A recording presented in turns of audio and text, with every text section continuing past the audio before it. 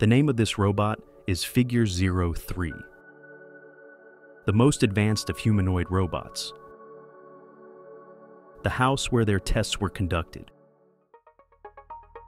He can do all the housework.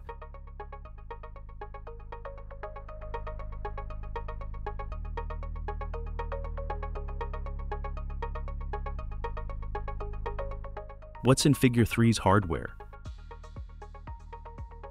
It has many cameras. It even has a camera in the palm of your hand. There are sensors on the fingertips. It has more than 30 electric motors of different sizes.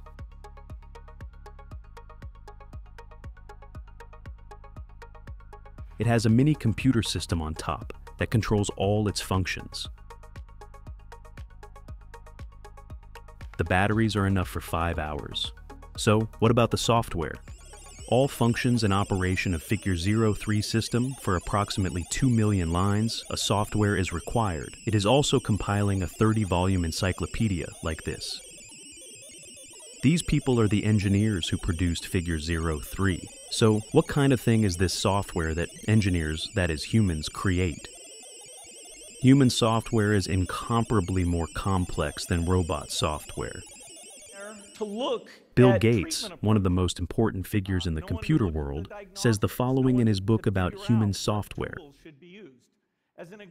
Human DNA is like a computer program, but far, far more advanced than any software ever created.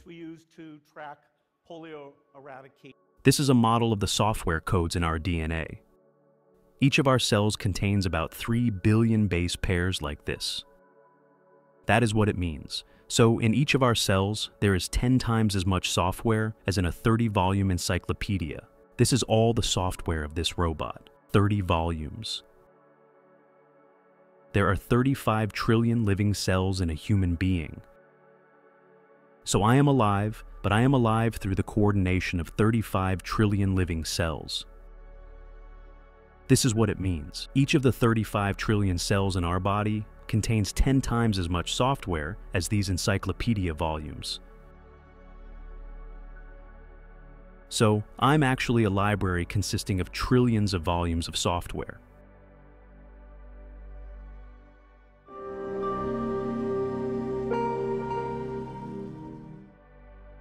René Descartes is a French philosopher known to everyone. He lived in the 17th century. He is also one of the founders of analytic geometry. Descartes proves the existence of God through philosophical reasoning. Based on philosophical propositions, he believes in God with mathematical certainty. In the 5th meditation section of his famous book, he says, I would still have to ascribe the same degree of certainty to the existence of God that I up to have now ascribed to mathematical truths. Descartes draws attention to human software at a time when software was not yet known. He explains that belief in God is inherent in human nature.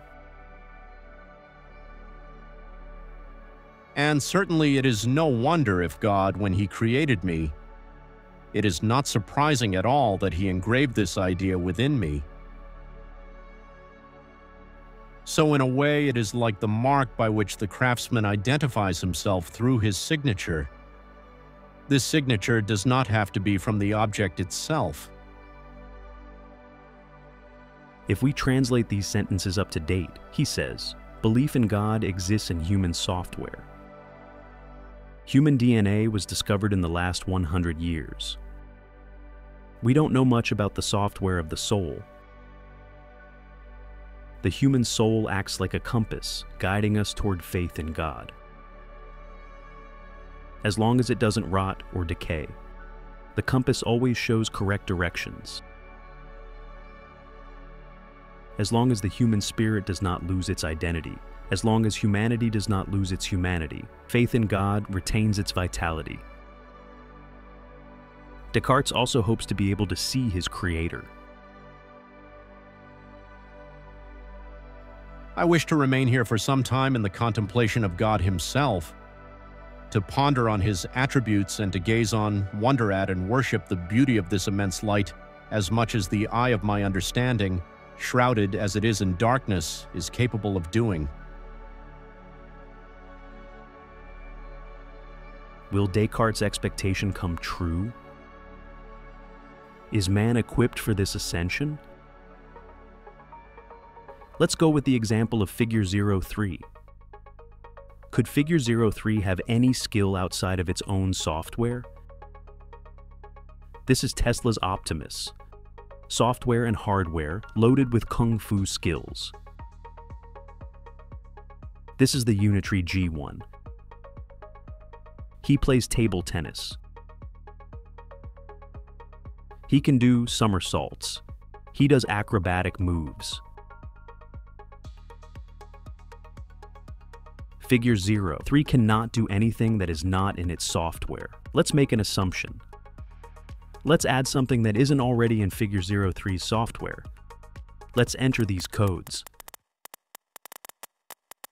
Leave the house where you were tested. Go to Figure 03 factory. Talk to the engineers who produced you there. Figure 03 is on its way to the factory after this software update. He came to the factory. Can he see those who produce for him? He can't see, because their eyes are not like human eyes. Only certain coordinates. Green detects points.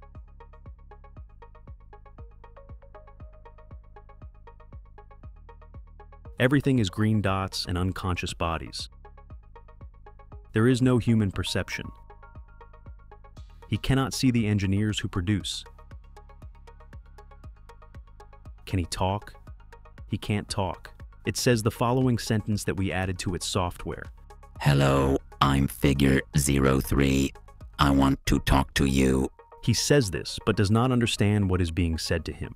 He can't answer. He can't hear. Because software and hardware also have sound no detection feature. Can he think? This is the hardest part. The human brain has the ability to think. When we think, between 100 trillion and 1 quadrillion synaptic processes occur in our brain every second. The processing volume of Figure 03 is incomparable to this.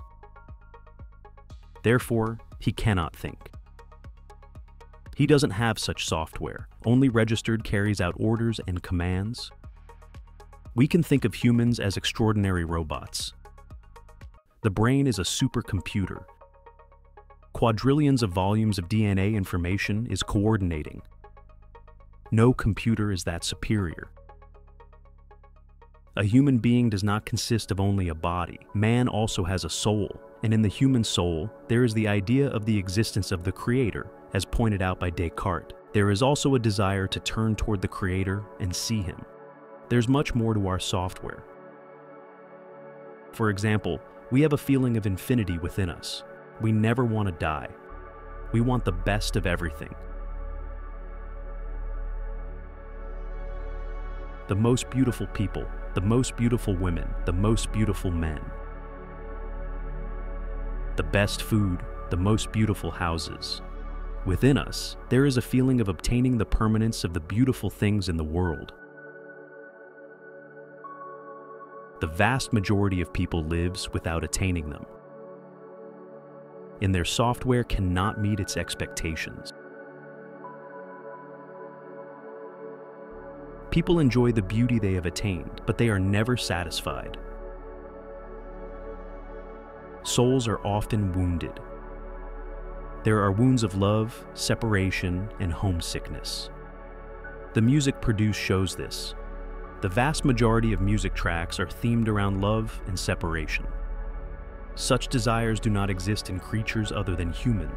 They don't have software that would reveal such requests. A cow's dream of food is limited to grass. It eats grass and makes milk. The lion does not eat grass. There is meat in his software. It doesn't matter much if a chicken coop is luxurious. It just needs to find the bait. The greatest happiness for a cat is to feel having a loving owner. Animal software is different from humans. They don't have dreams like we do. Just like Figure 03 cannot think of playing table tennis, which is not included in its software. Just like he can't even think about doing a somersault. Like he can't do kung fu.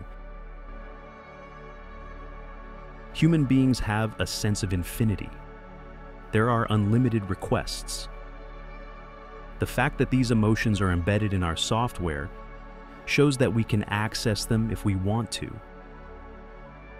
If a human being wants to transcend the three-dimensional material world in which he is trapped, if he tries to go beyond the 11 dimensions, he will be directed towards the goals built into his software. This kindness does not go unrewarded.